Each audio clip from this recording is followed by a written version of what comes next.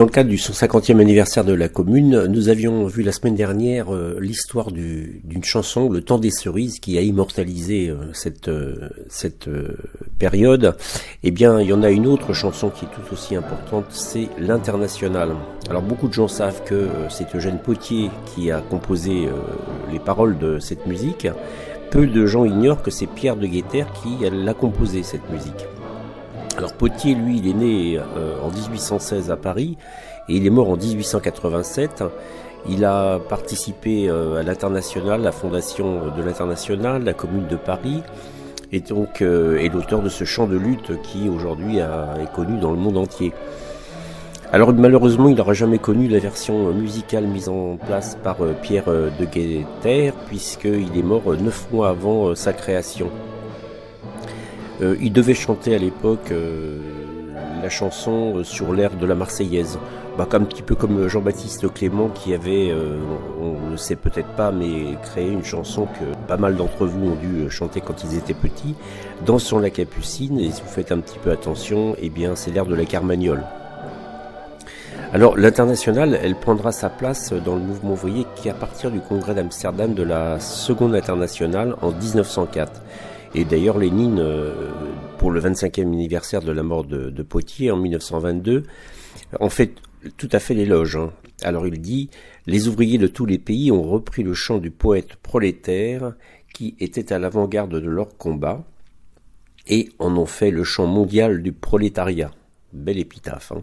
En parlant des épitaphes, Pottier, ça devait être un drôle de bonhomme parce que il a toujours été actif et puis un grand révolutionnaire, mais avec pas mal de recul, puisque si on en croit son auto-épitaphe, il ne se prenait guère au sérieux. Et Mirliton, Cressel ou Pipeau, il fut broyé par la tempête. Sigipopo, le vieux Popo, Sigipopo, le vieux poète. Votre vieux Popo, signe-t-il. Voyez, donc on peut être révolutionnaire et avoir de l'humour. Alors il commence une carrière de chansonnier, on dirait maintenant.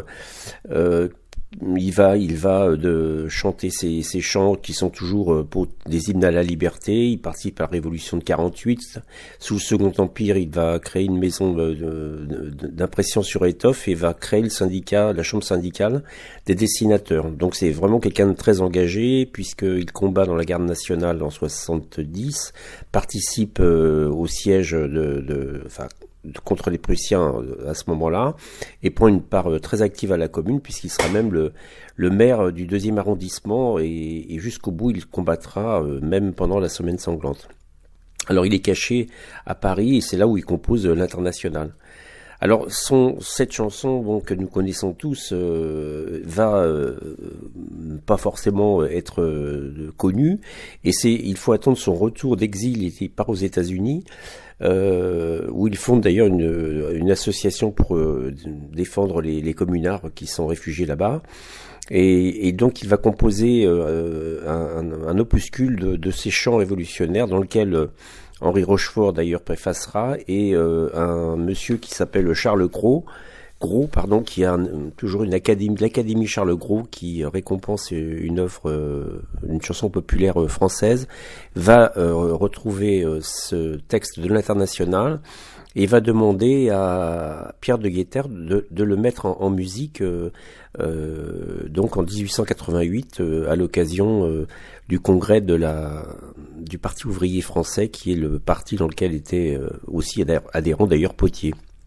Alors, à partir de là, cette Internationale va commencer un petit peu à se faire connaître et va devenir un symbole des luttes sociales à travers le monde. Elle est reprise aussi bien par les socialistes, au sens premier du terme, les anarchistes, les communistes, mais aussi certains partis sociodémocrates, des syndicats, et puis reprise dans les manifestations populaires. Elle deviendra même l'hymne pendant une vingtaine d'années de l'URSS, avec une version russe composée par Arkady Lakovlevitch. Et donc cette Internationale fait le tour du monde, procès successifs, et le dernier en date en France remonte en 1973. C'était un journal qui s'appelait alsacien, qui s'appelait Klapperstein 68, qui a été poursuivi pour provocation de militaires à la désobéissance, injure publique envers l'armée et provocation à la désertion. le ridicule ne tuant pas les juges qui ont jugé. Et alors il reprochait au 5e couplet de l'Internationale que je vais vous dire ces paroles offensantes pour l'armée. Alors vous la connaissez, vous pouvez la chanter avec moi. Hein. Les rois nous saoulaient de fumée, pèse entre nous guerre aux tyrans, appliquons la grève aux armées, crossons l'air et rompons les rangs. S'ils s'obstinent, ces cannibales, à faire de nous des héros, ils sauront bientôt que nos balles sont pour nos propres généraux. Voilà, donc on va voir si je suis poursuivi. En règle générale, c'est une chanson qui est bien suivie dans les manifs. Donc voilà l'histoire de l'Internationale après avoir connu celle du temps des cerises. J'espère que ça vous a intéressé. Vous êtes sur la clé des ondes et on continue. Si vous voulez plus d'informations, allez sur le site de l'assautpourquoipas.org. Il y aura plus de détails sur ces deux chansons. Deux versions de l'Internationale, tout aussi intéressantes. La première composée par Arturo Toscanini pour célébrer la victoire contre le fascisme en 1944, reprenant les hymnes des 4 principaux pays alliés, et y compris l'URSS, et à l'époque, l'Internationale était encore l'hymne de l'URSS, ce qui a valu que cet enregistrement a été amputé de la partie de l'Internationale que vous avez écoutée pendant la guerre froide, et donc le document est tout à fait intéressant. Enfin, le second est un film qui a été réalisé par Marcel Cachin, qui était directeur de l'Humanité, le 7 août 1938, à Pont-l'Abbé pour être précis, en Bretagne, lors de la fête du Parti communiste et du Front populaire. 10 000 personnes des Bretons y participaient, et vous entendez la version bretonne, ce qui prouve en fin de compte l'importance de cette chanson à l'époque et encore aujourd'hui.